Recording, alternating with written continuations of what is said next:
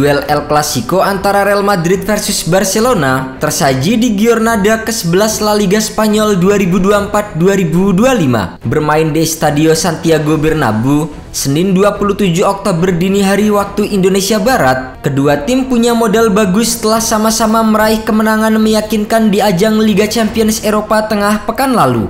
Real Madrid yang berhadapan dengan Borussia Dortmund berhasil menang comeback dengan skor 5-2. Sementara Barcelona yang menjamu musuh bebuyutannya Bayern Munchen sukses mematahkan kutukan dan menang dengan skor 4-1. Pertemuan El Clasico pertama di La Liga Spanyol musim 2024-2025 terasa lebih menggigit jika melihat catatan dari kedua klub. Barcelona boleh saja memuncaki klasemen sementara Liga Spanyol musim ini. Namun, Real Madrid masih bisa berbangga diri dengan catatan tak terkalahkan dalam 10 laga awal.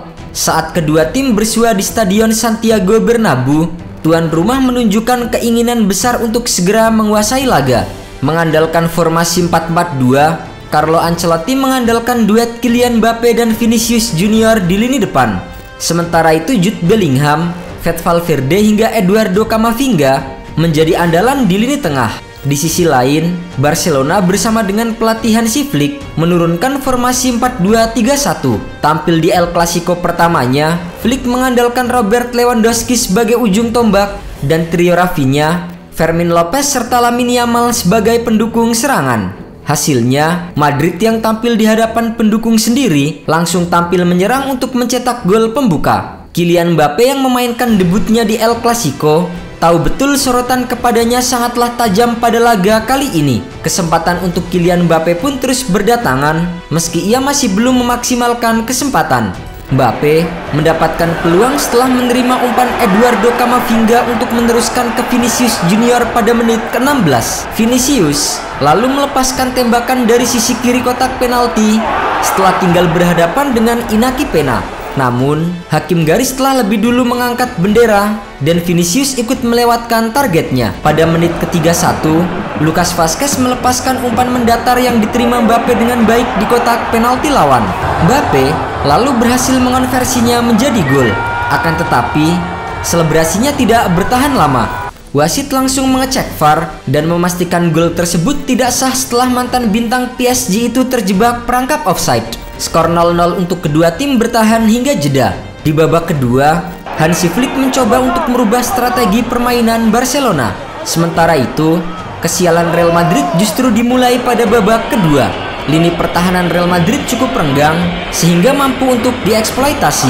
Barcelona membuka keunggulan pada menit ke-54. Lewandowski lolos dari jebakan offside saat menerima bola dari Marc Casado dan kemudian mengarahkan tembakan ke pojok bawah gawang tanpa bisa dijangkau oleh Lunin. Hanya berselang 2 menit, Barcelona berhasil menggandakan keunggulan.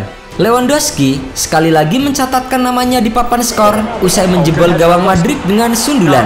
Striker Polandia itu relatif leluasa saat menyundul umpan silang dari Alejandro Balde.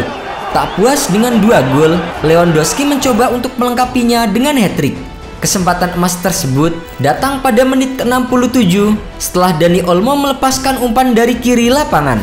Rafinha memilih melewatkan bola untuk memberi kesempatan kepada Lewandowski. Meski berada di dekat gawang dan Lunin sudah kehilangan keseimbangan, Lewandowski justru gagal menembakkan bola secara akurat.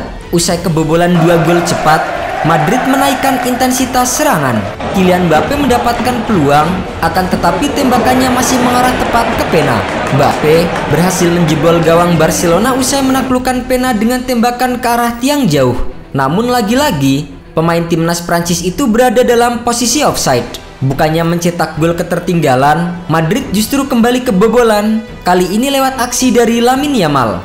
Mendapatkan umpan dari Rafinha, Yamal menggiringnya sejenak, lalu melepaskan tembakan dari dalam kotak penalti yang gagal diantisipasi oleh Lunin. Gol ini juga membuat Yamal masuk dalam buku sejarah El Clasico. Ia menjadi pencetak gol termuda di El Clasico dengan usia 17 tahun 105 hari. Setelah mencetak gol ketiga lewat Lamine Yamal, Barcelona seperti sudah menghafal titik lemah Real Madrid yang bisa dieksploitasi. Lucas Vazquez kembali berlari lebih lambat untuk bisa mengejar Rafinha pada menit ke-84. Setelah menerima bola dari Inigo Martinez, sang winger lalu menanduk bola sebelum melepaskan tembakan chip di depan gawang. Bola melewati kepala Lunin dan menghujam ke gawangnya, membuat sang kiper susah mengantisipasi. Kemenangan telak 4-0 Barcelona atas Real Madrid membawa tim asuhan Hansi Flick ini kini nyaman berada di puncak klasemen sementara Liga Spanyol dengan koleksi 30 poin dari 11 pertandingan.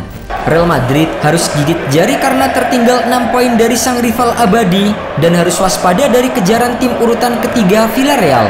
Barcelona tampil mengerikan bersama dengan pelatih baru mereka Hansi Flick musim ini. Keputusan mereka mengganti Xavi Hernandez setelah nirgelar musim lalu dengan pelatih asal Jerman benar-benar mendapatkan hasil yang memuaskan. Meski hanya mendatangkan Dani Olmo dan Pau Victor di bursa transfer karena persoalan keuangan, Barcelona mampu melejit di La Liga. Sementara itu, Real Madrid yang musim lalu tampil mengerikan dan berhasil memenangkan Liga Champions justru masih tampil meragukan bersama dengan bintang anyar mereka Kylian Mbappe.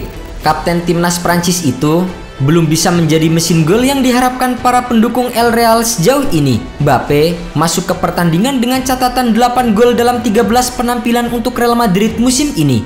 Ia juga memiliki rekor mengesankan dengan mencetak 6 gol dalam 4 pertandingan melawan Barcelona saat bermain di Paris Saint-Germain. Pemain depan Real Madrid itu justru 2 kali dinyatakan offside saat mencetak gol di babak kedua. Yang lebih mencengangkan, Mbappe terperangkap offside 6 kali dalam 30 menit pertama pertandingan melawan Barcelona. Mbappe berusaha memanfaatkan kecepatannya, akan tetapi pertahanan Barcelona selalu berhasil menghalanginya.